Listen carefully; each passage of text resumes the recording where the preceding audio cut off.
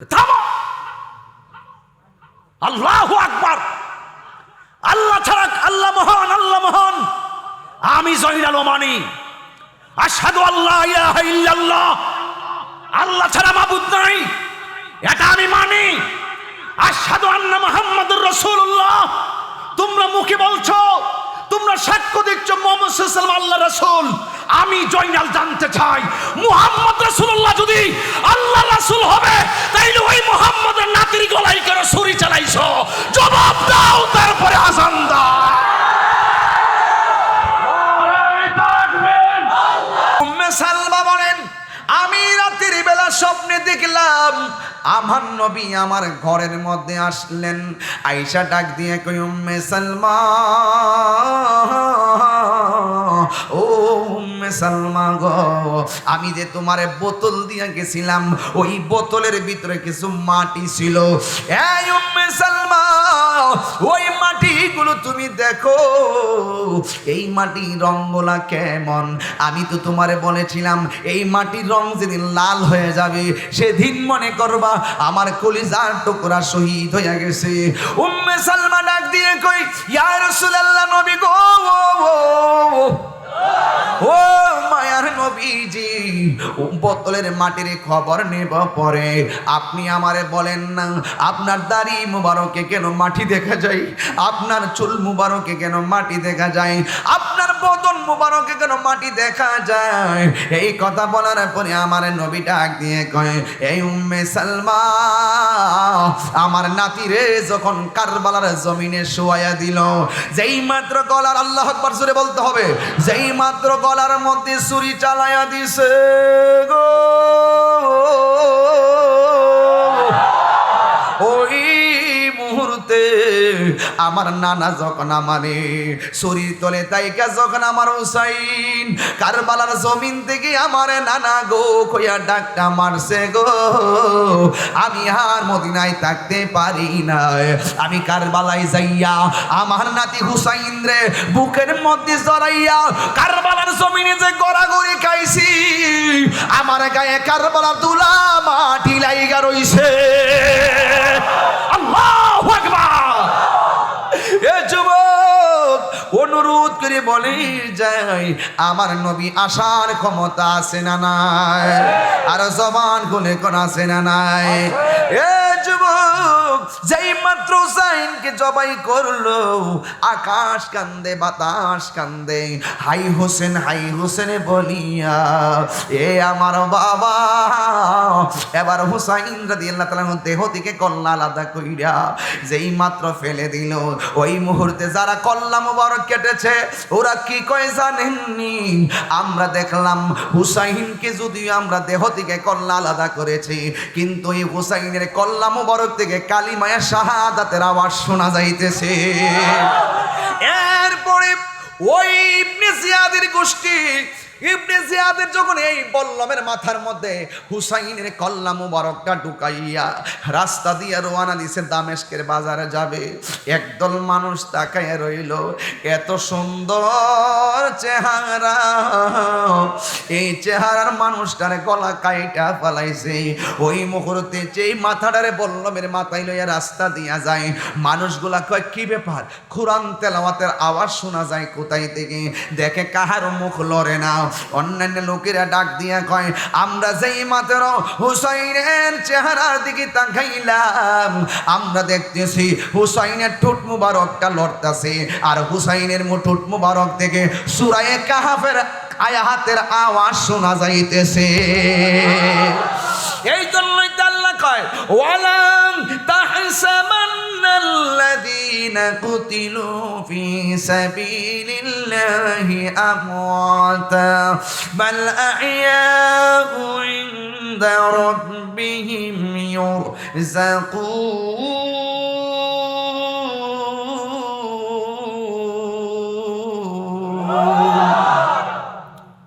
আরেক জায়গায় আবার আল্লাহ বলেন, ওয়ালা তাকুলু লিমান ইউকতালু ফি সাবিলিল্লাহি আমওয়াত বাল আহইয়াউ ওয়ালাকিন লা তাশউরুন।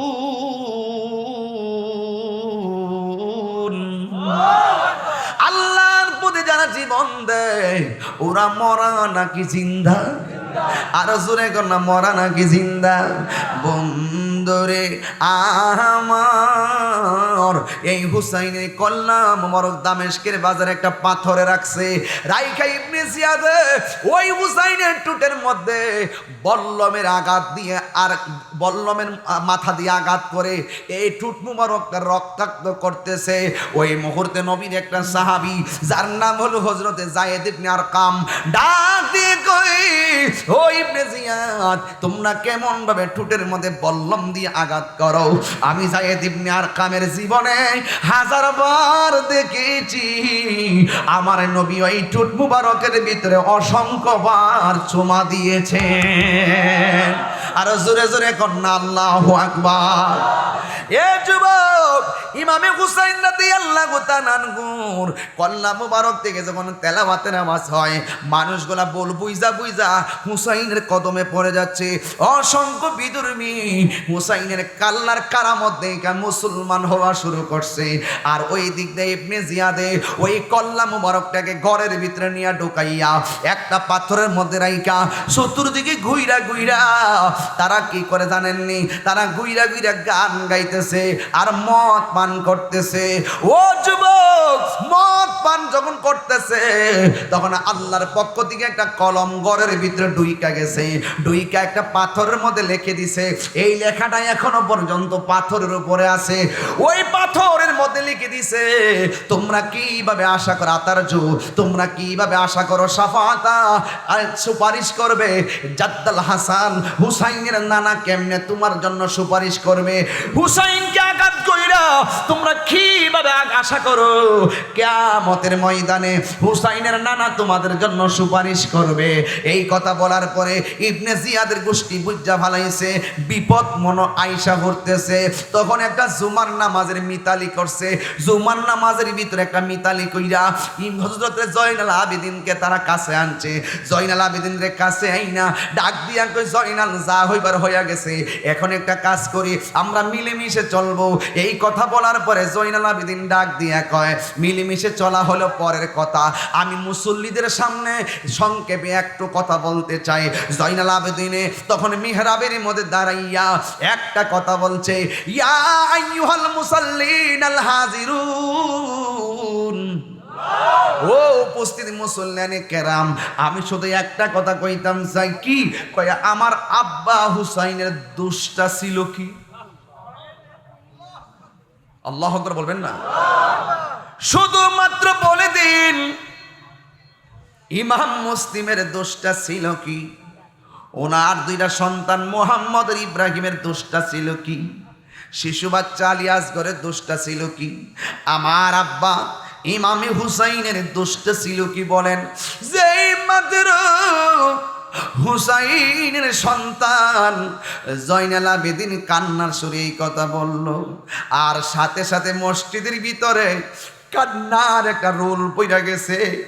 আর সাথে সাথে ওই বিয়াদবেরা কয়, এখন নামাজের সময় হয়ে গেছে, নামাজের পরে বাকি কথা বলবো। এই কথা বইলা নামাজের জন্য সানি আজান দেওয়ায় তখন একটা মুয়াজ্জিন নিযুক্ত করলো, তুমি আজান দিয়ে দাও, এখন নামাজের সময় হয়ে গেছে। মেহরাবের মধ্যে সালাকি কইরা জয়নাল আবেদিনরে বসাইয়া দিছে। তখন মুয়াজ্জিন ওই মসজিদের মধ্যে আজান দেয়, আল্লাহু আকবার, আল্লাহু আকবার,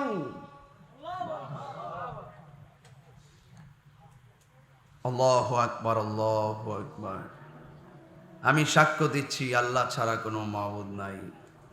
আমি সাক্ষ্য দিচ্ছি আল্লাহ মহান, আল্লাহ মহান। আল্লাহু আকবার, আল্লাহু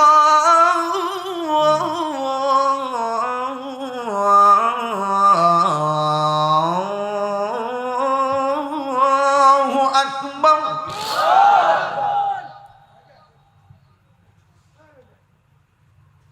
আল্লাহ মহান, আল্লাহ মহান। এজিদের গোষ্ঠী মসজিদে বৈশাখ, আল্লাহ মহান, আল্লাহ মহান। আশহাদু আল্লা ইলাহা ইল্লাল্লাহ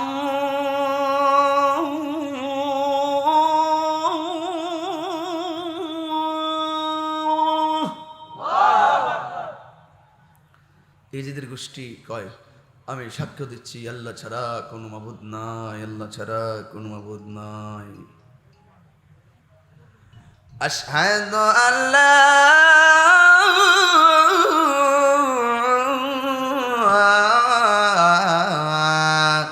ইলাহা ইল্লাল্লাহ।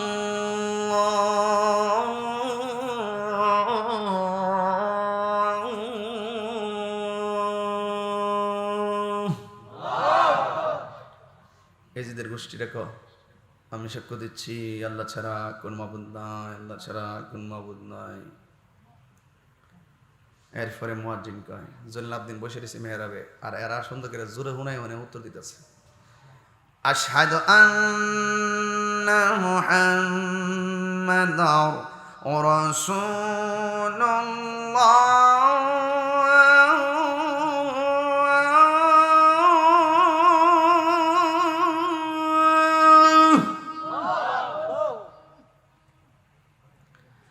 আমি সাক্ষ্য দিচ্ছি রাসূল করিম সাল্লাল্লাহু আলাইহি ওয়াসাল্লাম আল্লাহ রাসূল, আল্লাহ রাসূল।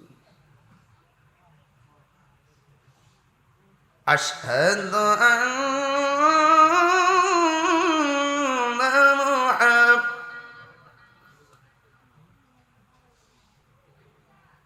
কিফ থামো, জয়নুল আবদিন থামো, আল্লাহু আকবার, আল্লাহ ছাড়া আল্লাহ মহান, আল্লাহ মহান। আমি জয়নুল মানি আশহাদু আল্লা ইলাহা ইল্লাল্লাহ, আল্লাহ ছাড়া মাবুদ নাই, এটা আমি মানি। আশহাদু আন্না মুহাম্মাদুর রাসূলুল্লাহ, তোমরা মুখে বলছো, তোমরা সাক্ষ্য দিচ্ছ মুহাম্মদ সাল্লাল্লাহু আলাইহি ওয়াসাল্লাম আল্লাহ রাসূল। আমি জয়নাল জানতে চাই মুহাম্মদ রাসূলুল্লাহ যদি আল্লাহ রাসূল হবে তাইলে ওই মুহাম্মদের নাতির গলায় কেন ছুরি চালাইছো? জবাব দাও, তারপরে আযান দাও।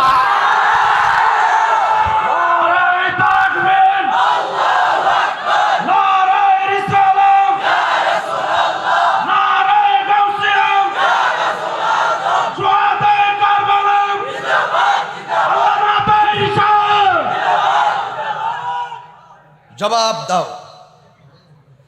যারা মুখে বলবে লা ইলাহা ইল্লাল্লাহ মুহাম্মাদুর রাসূলুল্লাহ, যাদের তলোয়ার চলবে হুসাইনের গলায়, এর আযান দেওয়ার অধিকার নাই, এরা ইকামত দেওয়ার অধিকার নাই, এরা নামাজ পড়ার অধিকার নাই, এরা মুখে নবীর নাম নেওয়ার অধিকার নাই। যারা হুসাইনের গলায় ছুরি চালিয়েছে, নবীর আওলাদের জন্য পানি বন্ধ করেছে, এরা নামাজ পড়ার অধিকার নাই। জবাব দে, জবাব দে। পুরা স্তব্ধ হয়ে গেছে, পুরা স্তব্ধ হয়ে গেছে। মসজিদের মানুষগুলো স্তব্ধ হয়ে গেছে, কান্না রুল পড়ে গেছে। তাই তো, তাই তো, এই তাই তো, তাইলে কেন ছুরি চালাইলো? ঠিকই তো কইছে, ঠিকই তো বলছে। ইসলাম জিন্দা होता है हर करबला के बाद। আল্লাহু আকবার জোরে বলেন, আরো জোরে বলেন আল্লাহু আকবার, আরো জোরে বলে আল্লাহু আকবার। হুসাইনকে যারা মানবে, আহলে বায়েতকে যারা মানবে, তারাই নামাজ পড়বে, তারাই রোজা রাখবে, তারাই হজ করবে, তারাই যাকাত দিবে, তারাই ইয়া হুসাইন শব্দ মুখ দিয়ে উচ্চারণ করবে। যারা আহলে বায়েতকে কষ্ট দিয়েছে তাদের মুখে হুসাইনের নাম মানাই না, মানাই না, মানাই না। ঠিক কি না বলেন? যারা হুসাইনকে ভালোবাসবে তারাই এইভাবে আযান দিবে, হাইয়া আলাস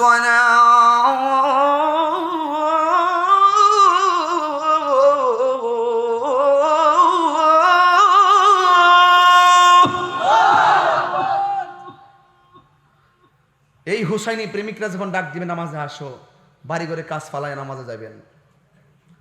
মা বোনদেরকে বলবো, মা কারবালার ঘটনা শুধু শুনে চোখের পানি ফেলে কাঁদলে কাজ হবে না। একটা কথা মনে রাখবেন, কারবালার জমিনে নবীর আহলে বায়াতের যারা মহিলারা ছিল, একটাও তাবুর ভিতর থেকে বের হইয়া পরপুরুষের সামনে যায় নাই। কারবালার শিক্ষা পর্দা, এই পর্দা করে